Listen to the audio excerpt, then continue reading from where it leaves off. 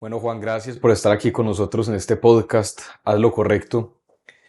Yo he estado muy impactado desde el primer momento en el que hablamos o te vi presentar, pues tu gran tema que es lo que nos reúne hoy, que es el hambre y la lucha contra el hambre más concretamente. Y ahí se me ocurre porque cuando te vi pensé que la gente que siente una profunda pasión por algo, o sea, hasta el punto que se le quiebra la voz o se le sale una lágrima hablando de algo que le importa, creo yo que son las personas que logran hacer una diferencia. Uno tiene que sentir como esa vibración del alma para poder cambiar algo. Entonces quisiera empezar preguntando algo y es, ¿qué fue lo que te detonó el interés, la sensibilidad por el problema del hambre? Y bienvenido a Haz lo Correcto. Federico, muchas gracias por esta invitación. Me siento honrado de estar acá. Me parece un espacio muy pertinente en este momento. Y respondiendo a tu pregunta, tengo por decirte que nosotros tenemos una historia familiar muy interesante. Somos hijos de educadores. Tanto mi padre como mi mamá eran educadores. Y mi mamá, al final de sus días, cuando ya se había jubilado después de tener una carrera en donde se dedicó a la enseñanza de preescolar, tuvo su preescolar privado. Cuando se jubiló, se dedicó a fundar jardines infantiles en lugares deprimidos de Medellín y se fue para la parte alta de Manrique, hacia el barrio La Sierra, y allá fundó un jardín infantil que se llama Semillas de Paz. Ujú. En este jardín ella empezó a operar el programa que en un momento está arrancando Buen Comienzo. Y viendo esta dinámica de mi madre, pues nos dimos cuenta que los niños en estas comunidades sufren demasiado el hambre. Eran niños que se iban llorando los viernes a sus casas porque no tenían que comer sábado y domingo y volvían felices los lunes a su jardín porque tenían su almuerzo y sus refrigerios. Entonces, siempre los conmovió esta situación de tantas personas. Desafortunadamente es un problema que no se conoce muy bien. Son pocas las personas realmente que se dan a la tarea de conocer esas realidades, y nosotros de cuna venimos muy sensibilizados por ese problema, y ya la historia nos hizo llegar a otro problema que llama el desperdicio de alimentos, y decidimos actuar. Amartya Sen, el Premio Nobel de Economía indio, tiene pues como una reflexión acerca de cómo en el siglo XXI hemos logrado inmensos avances en tecnología, en generación de riqueza, incluso en repartición de riqueza también, pero sí insiste que problemas tan básicos como el hambre no hemos podido atenderlos realmente. Las Naciones Unidas tiene como una de las metas haber eliminado el hambre para 2030 Así es. en las metas de desarrollo sostenible de las Naciones Unidas y pues esa meta tampoco se cumple. ¿Cómo entiendes como esa imposibilidad de resolver algo cuando tenemos en el mundo las posibilidades, la tecnología y la riqueza para hacerlo? ¿Por qué este problema no se aborda de fondo y no se ha podido resolver? Considero que los sistemas de incentivos de la sociedad están diseñados de una manera eh, en donde poder generar los incentivos sociales correctos para la generación de soluciones a este problema, pues es un trabajo complejo, no es un trabajo sencillo. Yo te pongo un ejemplo. Vivimos en un mundo donde la industria del entretenimiento genera incentivos gigantes, y todo el mundo quiere estar entretenido, y esto hace que esa industria progrese y que tenga grandes fondos para lograr este tipo de cosas. Cuando entramos a este tipo ya de industrias que se basan en solucionar problemas humanos, los sistemas de incentivos apenas están creando. Entonces, creo que se requieren startups, empresas que crean que son capaces de generar valor social, valor económico a través de la solución de problemas. Y por eso nuestra óptica ha sido esa, es crear una startup, una empresa emergente que busque la solución de estos dos problemas que te comenté ahorita, y que genere sus incentivos y que demuestre de alguna manera socialmente que es rentable apostarle a la solución de un problema social tan grande. Yo creo que se puede hacer porque el mundo ha tenido retos gigantes. Por ejemplo, el polio, que fue una enfermedad tremenda que afectaba a muchísimas personas, se pudo superar casi por completo. U otro que no es una enfermedad, pero es la incapacidad de una persona de leer o escribir. Exactamente. También Colombia es un país que ya prácticamente tiene superado este problema. Entonces yo pienso que cuando realmente hay un problema en la agenda pública y en la agenda de desarrollo de una sociedad, que sube el nivel y llega a crear realmente una inquietud entre políticos, empresarios, organizaciones civiles, es posible superarla, totalmente de acuerdo con el componente adicional de la tecnología. Pero entonces esto nos lleva al asunto es cómo creamos mayor. Los norteamericanos utilizan una palabra que es muy precisa, que es awareness, o es como visibilidad del problema. ¿Por qué el problema del hambre no es tan visible o no es tan visible como debería ser debido pues a la tragedia que significa? Y particularmente en Colombia hablemos pues, de nuestro país y de nuestro departamento y ciudad, Medellín, Antioquia, cómo estamos en hambre, por qué no es suficientemente visible y por qué crees que no hace parte realmente de una prioridad. No me refiero a un gobierno u otro, sino en general de la sociedad. Como dijiste, es un problema que está debajo del tapete. No sé Ujú, si es que le causa vergüenza a la misma ujú, sociedad ujú, admitir ese problema. ujú, Y solamente pues para darnos cuenta unas cifras muy gruesas, en Colombia se dice que 26,9 millones de personas tienen dificultades de acceder ujú, a una alimentación, pues digamos así, digna. En Antioquia son 1,7 millones de personas que se encuentran en un lugar que llaman inseguridad alimentaria y casi la mitad de la población está en riesgo de llegar a un problema de inseguridad alimentaria. Y la última encuesta de Medellín, como vamos, marcó un número en la ciudad y es que el 24% de las personas en Medellín no tienen para comer las 3 comidas diarias. ujú. Esas cifras que son escalofriantes enmascaran de todas maneras realidades que todavía son más complejas. Cuando uno va a una comunidad como las de ciertos barrios de Manrique, se da cuenta que ese 24% no es tal y son comunidades que casi el 80% de las familias tienen problemas para tener 3 comidas al día. Entonces, la tarea que hay que hacer es precisamente crear ese awareness, crear esa conciencia social de que el problema persiste, un problema incómodo, un problema complejo que de pronto nos da vergüenza mirarlo a la cara, pero lo que no podemos es ponerlo debajo del tapete. Tenemos que mirarlo a la cara y tenemos que actuar de alguna manera para solucionar o aportar vías de solución a ese problema. Entonces, esa es la invitación a que las personas se sensibilicen, se den cuenta que existe el problema, pero también sensibilicen con que existen otros problemas que en contraposición a este son absurdos. El tema del desperdicio de alimentos, Ujú, de la pérdida de desperdicio. En Colombia, según los últimos estudios, se desperdician 9,7 millones de toneladas al año. Con ujú, eso se le daría alimentos a todo Bogotá o a 8 Guajiras. ujú. Entonces es inconcebible que hayan dos problemas de esta magnitud conviviendo en un país como Colombia y simplemente lo que hay que hacer es actuar, hay que hacer un llamado a la acción para que la gente actúe y solucione estos problemas. Pasemos a ese punto de la acción, porque pues tú no eres un teórico del hambre en Colombia, tú no estás escribiendo, que estaría bien, no lo quiero decir de ninguna manera pues negativa, pero no estás escribiendo papers académicos sobre el hambre o en el caso pues que es algo, un oficio que yo ejerzo, que es la columna de opinión. Tú estás actuando directamente y tomaste una decisión de dedicar tu trabajo, tu energía a la solución del problema del hambre. Hablemos un poquito de tu emprendimiento, la tecnología que estás utilizando y cuándo decidiste abordar esto, como dices, directamente a los ojos, mirándolo directamente a los ojos y no escondiéndolo o dejándolo a un lado. Exactamente, entonces te cuento esa historia.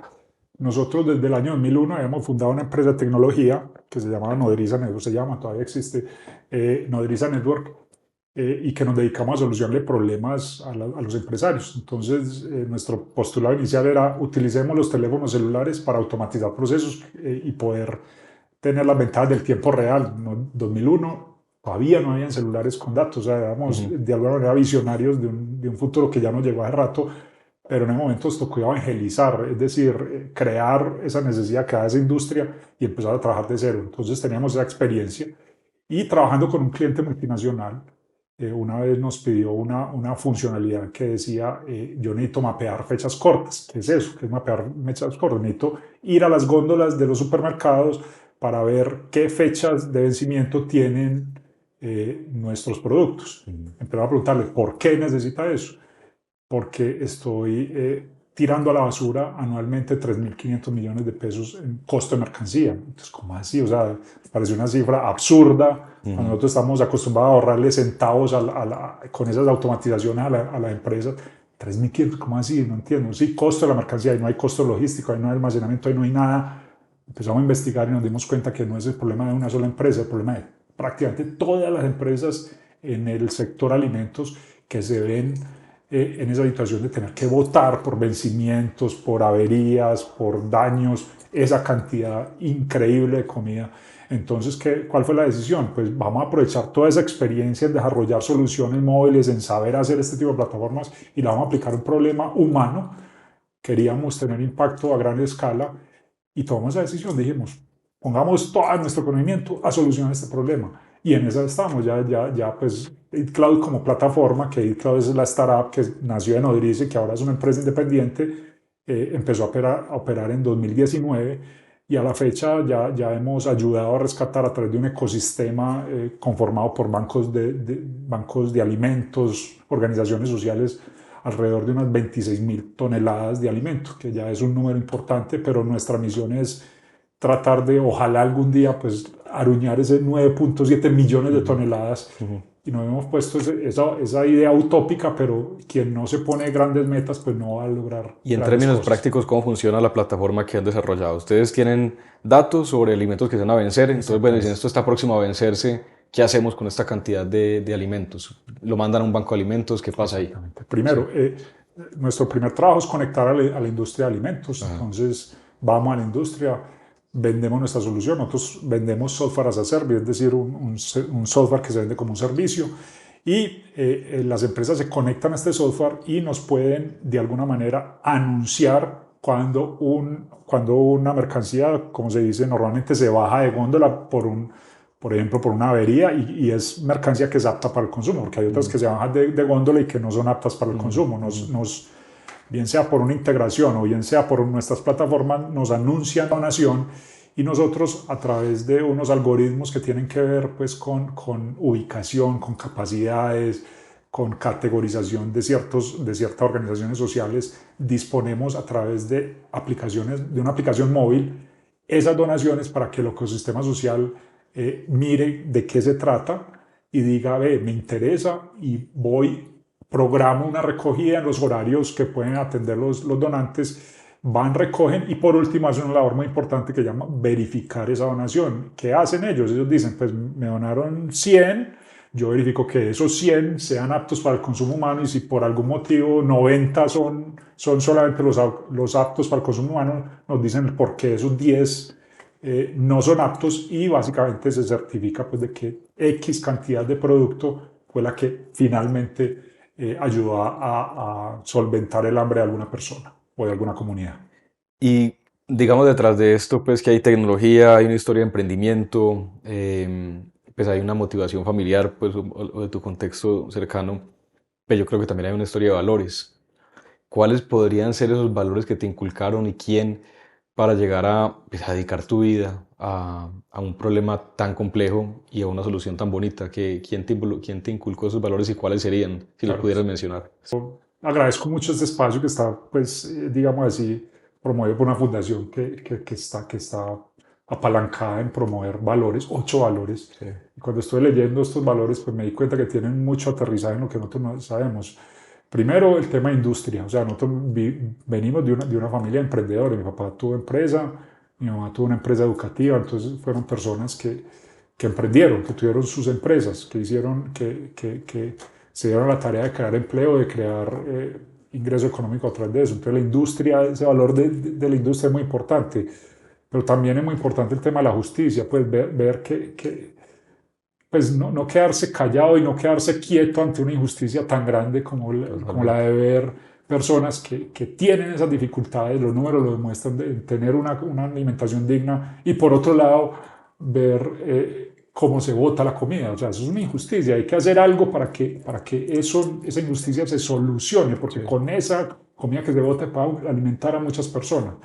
Es muy importante también el tema de la perseverancia, porque cuando uno se enfrenta a crear empresa no es fácil, los problemas son muchos, los sacrificios son muchos, pero está claro que quien triunfa en el tema empresarial no es el que tenga una mejor idea, no es el que tenga una mejor inteligencia, no es el que tenga una mejor solución, el que tenga más perseverancia.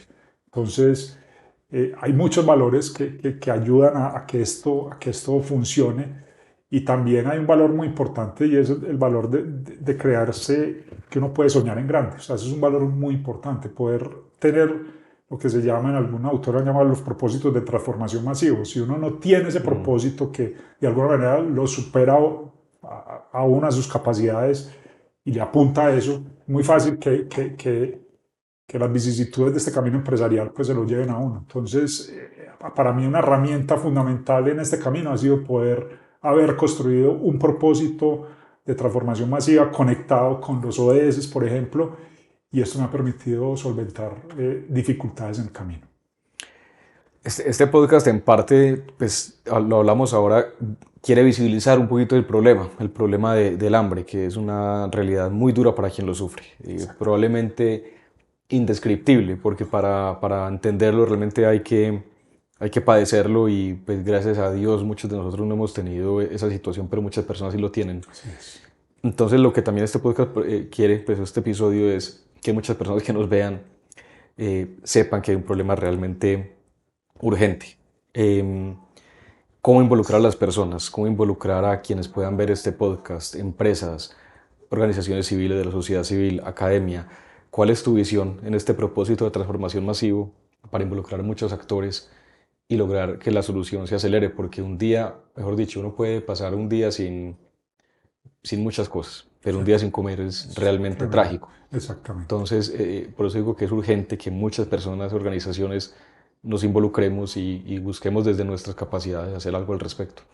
Es muy importante en esto ese verbo que es tan poderoso que es conectar. Ujú, Hay que unir voluntades, hay que conectar, ujú. hay que sentarse en mesas donde en común se pongan las capacidades y se hagan cosas. Y en ese ejercicio nos hemos dado, por ejemplo, pues tuvimos la fortuna de llegar a través de un compañero liderario de ProAntioquia, el CAPI, a una mesa que está trabajando por temas del hambre y ahí encontramos unos seres humanos maravillosos eh, que están comprometidos con eso y que están planteando una solución de llevar mercados a bajo costo a comunidades deprimidas. Sumamos nuestras capacidades a eso y estamos trabajando en ese proyecto. Esa es una idea. También desde el mismo proyecto liderario, el mismo programa liderario, el grupo de política social conformado por el CAPI, por Juan Sebastián, por María Adelaida, por Víctor, por Luis Fernando, nuestro asesor, pues tiene como propuesta el generar una comunidad que se llama Conexiones contra el Hambre, en donde vamos a empezar a través de medios digitales a compartir este tipo de contenido, a compartir todo este tipo de estudios que salen día a día en el mundo y que nos llevan a pensar de que la problemática del hambre es muy, muy, muy intensa. Hay otro tema que es importante resaltar en esto y es que nosotros vivimos dos crisis al mismo tiempo. El cambio climático es una crisis muy compleja que va a afectar la seguridad alimentaria si no es que ya la está afectando. Estamos viendo, como se ve cada segundo semestre del año, o el inicio de cada segundo semestre del año, olas de calor terrible Sí. en el hemisferio norte, y esto está afectando las cosechas, y entonces se ven que los sistemas alimentarios son cada vez menos resilientes.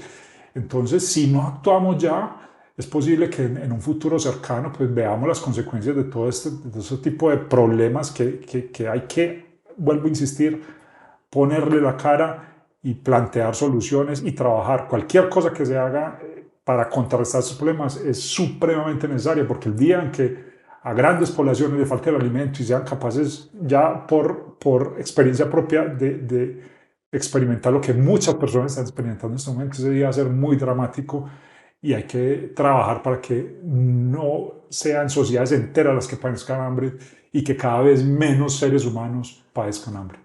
Sí, ese punto de las conexiones es muy importante porque en este ejercicio que planteas han llegado diferentes pues, liderazgos, si se quiere, o personas con algún tipo de incidencia y cada uno ha puesto un poquito lo que sabe, su conocimiento, capacidades de levantar fondos, conocimiento técnico, práctico, y se está haciendo algo, concretamente ya en los barrios de Medellín, como un piloto, donde se llevan mercados a muy bajo costo, sin intermediación, que es lo que aumenta muchas veces el precio del producto, y además con algo muy interesante que es haciendo pedagogía sobre la importancia de una nutrición balanceada, que es Exactamente. otra cosa de las que no se sabe. nos ha llamado la atención, los he acompañado en algunos de estos ejercicios y es cómo las personas también normalizan la pobreza y el hambre. Y entonces les preguntábamos a algunos de ellos, bueno, usted de 1 a 10, ¿qué tan bien se siente alimentado? Entonces dice, pronto 7, pero cuántas veces ha comido esta semana? Y da un número muy bajo. Exactamente. ¿Cómo logramos no normalizar la precariedad, el hambre y la pobreza? ¿Y cómo le explicamos realmente a la sociedad, a las personas que la alimentación tiene que ser algo digno y no es lo precario que están consumiendo día a día? Ahí hay un reto gigante, es un reto de educación y de conocimiento. Y de cultura, Sí. porque es eso, o sea, grandes conglomerados sociales, grandes comunidades de muchas personas han normalizado esa situación de precariedad en alimentación. Por ejemplo, el tema del consumo de proteína, que, era, Es que es una vez terrible, o cuando sea, nos decían proteína, casi que eso no es un tema que no entra no entra en en la la, conversación, en la exactamente. conversación, en el diálogo, está totalmente por fuera de nuestro alcance Sí y es. eso es pues un poquito dramático ver eso. Total. La carne, pues carne es una Mm, palabra casi desconocida sí, en ciertas comunidades. sí. La proteína por excelencia de las comunidades, los huevos, pues. Ujú, Entonces es muy complicado y ver esa realidad de frente, pues entender esos números, porque vuelvo a insistir, hay veces que nos presentan números de todo un país, pero hay que saber de que hay comunidades que tienen problemas mucho más graves de los que representa el gran número país y por eso hay que conocer esas realidades. Si queremos plantear soluciones, pues es muy importante trabajar desde la cultura, desde la educación, desde los valores de las personas para que no normalicen esa situación, para que sean capaces de darse cuenta de que no está bien comer 2 veces al día, que no está bien comer solamente harinas sí. a o ciertos alimentos que no corresponden para una dieta balanceada. Y también otra cosa que es muy importante y que se ha evidenciado en este grupo de líderes que ha estado en ese contacto con las comunidades, hay que tratar de que estas comunidades tengan la capacidad de volver a soñar, de que, Ujú, no, que su día a día no sea solamente comer lo del día, sino que vuelvan a tener sueños, vuelvan a pensar en grande y ojalá que de estas mismas comunidades salgan agentes de cambio que permitan torcerle el rumbo a esta dramática situación de hambre. Yo quiero antes de entrar con un llamado de optimismo también, porque ya sabemos que el problema es gigante y es trágico, pero quisiera también ahorita un llamado al optimismo y a cómo poder trabajar a favor de esta solución. Pero quiero entender cómo ves que el gobierno puede entrar aquí, el sector público, cómo puede entrar a ayudar a superar esto, porque realmente es, digamos, el sector con mayores capacidades de transformación. Eh, Puede ser discutible eso que estoy diciendo, pero de pronto es quien más, digamos, dinero tiene o presupuesto para Exactamente. entrar a intervenir el problema. ¿Cómo involucrar decididamente al sector público, más allá de la política, más allá de lo que divide este sector? ¿Cómo involucrarlo activamente en la solución de raíz del problema? Exactamente. Pues mira, hay varios instrumentos de política pública que el gobierno ha empezado a desarrollar Ujú, y que hay que profundizar. Hay uno que es muy importante que llama la ley antidesperdicio. sí, Una ley que es muy reciente, es del año 2019, si no estoy mal, y cuyo decreto reglamentario salió hace muy poco. sí, Y este año se estuvo discutiendo en la Cámara y en el Senado pues unas reformas a esa ley. Creo que esa ley debe tener más dientes. ¿En qué sentido?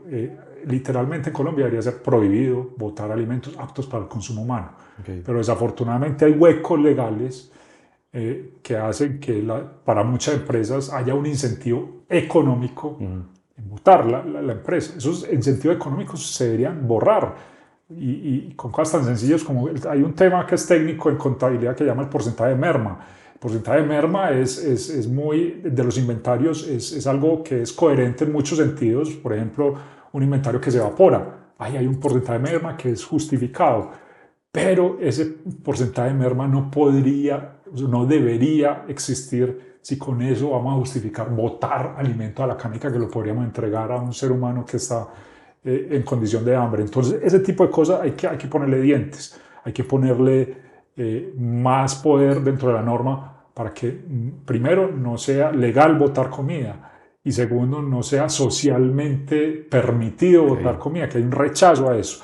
Sí. Y que otra cosa que me parece muy importante, pues, y que creo que es una labor que hay que hacer siempre, es identificar estas empresas, estas iniciativas que están desde de la empresa, desde la industria, aportando soluciones y mirar cómo se pueden generar incentivos, cómo se pueden generar ayudas, cómo se pueden generar grants, que el gobierno tiene también mucha posibilidad de captar grants internacionales para apoyar este tipo de trabajos, que son trabajos que requieren recursos, que son trabajos que muchas veces se hacen a puro pulso y no es fácil, es muy difícil.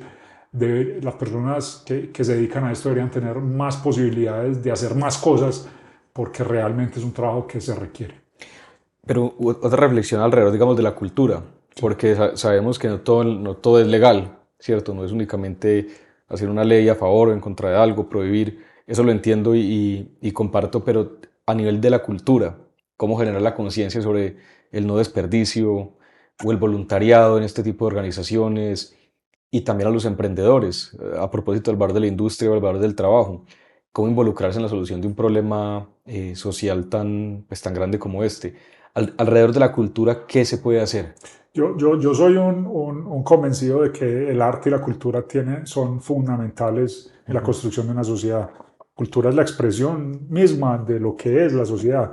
Entonces, eso desde, por ejemplo, el grupo de trabajo de Conexiones contra el Hambre de Liderario, pues lo hemos identificado como una oportunidad y lo que queremos hacer es armar un proyecto de intervención cultural en donde vamos a convocar artistas, donde vamos a convocar personas de esa esfera y que nos ayuden a partir de su creatividad, a partir de su sentido estético, a generar esta conciencia social de este problema Mm. y que podamos poblar pues, ciertos territorios urbanos y ojalá también redes sociales con fotografías y cosas por el estilo, en donde podamos de alguna manera hacer de que este problema se vuelva viral, porque estos problemas no son virales, estos problemas son bajo cuerda, como te digo, debajo del tapete siempre, son como vergonzantes, por ponerles un adjetivo. Hay que mirarlos a los ojos, hay que hacer de que todo el mundo, cada vez más personas miren estas cifras, se confronten a sí mismos y tomen una decisión. ¿Me hago el loco con esta cifra o empiezo a trabajar, empiezo a hacer algo, empiezo a aportar, que ya hay muchas maneras de aportar a solucionar esto? Sí, Juan, yendo a tu vida, sí. como emprendedor, como líder social, una persona apasionada por este problema, ¿qué sí en la vida? ¿Qué sí hay que perseguir en la vida? La vida hay que perseguir grandes sueños, hay que Ujú. tener esa capacidad de soñar, pero también hay que tener la capacidad de actuar. O sea, Ujú. siempre es soñar y actuar. De nada nos sirve soñar y perdernos en el sueño sin tener la capacidad de actuar. Pero lo importante de la acción es que la acción, hay que perderle el miedo a la acción. Mucha gente Mm. cree que hay que tener cierto título, cierta profesión, cierta experiencia para actuar. Y yo te digo que en este caso en particular de este problema, nosotros tomamos la decisión de actuar sin ser nadie en Mm. ese contexto, no éramos nadie. Mm. Y actuamos, y empezamos a actuar. Nos dimos esa licencia de Mm. creer de que podíamos aportar y empezamos a aportar. Entonces hay un llamado a las personas a que sueñen, actúen, pero no esperen mucho a actuar, sino que arranquen a actuar. Y yo soy un convencido del activismo, o sea, soy una persona que me encanta levantarme todas las mañanas a hacer cosas que van en este camino y cualquier cosa es necesaria, por pequeña que sea, es necesaria. ¿Qué no en la vida? ¿Qué evitar? Yo diría que podemos poner como la contraposición a lo que te Ujú. acabo de decir, evitar Quedarse quieto. quedarse quieto, evitar dejar de soñar, Ujú. evitar no tener sueños, no forzarle a cosas grandes y también quedarse en ese letargo que hace que muchos problemas sociales eh, subsistan. Si hubiera más seres humanos acostumbrados a actuar pequeñas acciones. Ayer estábamos celebrando el día de Nelson Mandela y ese es uno de los mensajes fundamentales del día de Nelson Mandela, es actuar, haga cosas, si sean pequeñas, pero hágalo por un ser humano que lo requiere. Ese es un llamado fundamental. No nos quedemos quietos, no nos quedemos entretenidos. Tenemos muchas posibilidades de estar entretenidos en una sociedad como la actual, pero entreténgase cierta porción de su tiempo, pero la otra porción dedíquese a actuar y ojalá para solucionar problemas que le atañen a toda la humanidad. Juan, bueno, el problema es gigante y es urgente, eso queda claro. Un llamado al optimismo para cerrar, un llamado al optimismo para quienes nos van a ver, para quienes de pronto van a escuchar este podcast, cualquier tipo de persona que sea, un empresario, un estudiante, un académico, alguien que simplemente trabaje en la vida práctica. ¿Qué puede hacer y cuál es el llamado al optimismo frente al problema del hambre que estás ayudando a liderar en esta ciudad? Listo. Pues, ¿qué puede hacer? Conectarse. O sea, empecemos a conectarnos con este problema. Entonces, empecemos a conocer estas cifras, a leer, a mirar, a interactuar. Ahí hay una plataforma que llama Conexiones contra el Hambre, donde estamos en este trabajo, estamos arrancando, pero necesitamos que la gente empiece a conectar más en este tema y ahí van a haber otras oportunidades de conexión. Eso es muy importante. Conéctese con esta problemática, conecte con las soluciones y conéctese con las personas que están trabajando alrededor de ella. Y un ejemplo muy sencillo y muy interesante y muy real del tema de la esperanza, y es que mi trabajo es técnico, yo trabajo en la parte técnica de Cloud, tengo un reto de hacer una cuestión que se llama limpieza de datos. Entonces, por un tema de un maestro que tuvo un dato malo, me tocó empezar a corregir unos datos de las donaciones. Y para mí fue muy, pero muy bonito ver que ya en una plataforma como EatCloud uno va y un solo punto de venta de uno de nuestros donantes tiene más de 1000 donaciones en estos 3 años de trabajo. Y 600, 200, 300. Entonces, desde esos puntos de donación que son tiendas, supermercados, son puntos de venta, etcétera, se puede generar esta cantidad de impactos en la sociedad que son tremendos. Entonces, esa posibilidad está ahí, esa posibilidad se está dando todos los días en Colombia. Todos los días hay miles de donaciones que fluyen a través de Cloud y eso es un llamado a la esperanza. Es un llamado a que hay muchas personas que le creen, que pueden aportar a este problema, que lo están haciendo activamente y tenemos simplemente que sumar a muchas más para que entre todos pues tengamos un impacto mucho más grande en la solución. Yo agrego algo, pero quiero que lo comentes, que quiero que el cierre sea tu reflexión. Y yo creo que también el llamado a la esperanza es que sí es posible, Es posible. sí es posible. Es posible. De pronto, en el año 43 o 44 se pensó que derrotar a los nazis era imposible y el mundo lo logró. Exactamente. Con la inteligencia artificial estamos logrando solución de problemas que antes se veían a cientos de años de encontrar solución. Estamos explorando el espacio exterior como nunca antes en la historia con una velocidad asombrosa. Estamos mandando más personas al espacio exterior, explorando y tenemos la idea de abrir nuevos mundos por fuera de la Tierra. Entonces yo creo que también este problema hay que abordarlo con una visión optimista y es si es posible. Existe la tecnología, existe la riqueza en el mundo, existe la capacidad institucional. Entonces creo que como también hay que verlo con una mirada de tenemos que juntarnos, tenemos que levantar el nivel del problema, generar muchísima conciencia alrededor en todas las capas de la sociedad. Creo yo que algo importante es que este puede ser también una gran causa de unión, de identidad colectiva, que supere un país, una ciudad. Esto puede unirnos. Creo que las Naciones Unidas en parte lo han intentado hacer, pero creo que todavía falta más. Pero quisiera que comentaras sobre la idea de si es posible superarlo y tú eres un experto en tecnología además. Estamos en un tiempo privilegiado con respecto a la tecnología.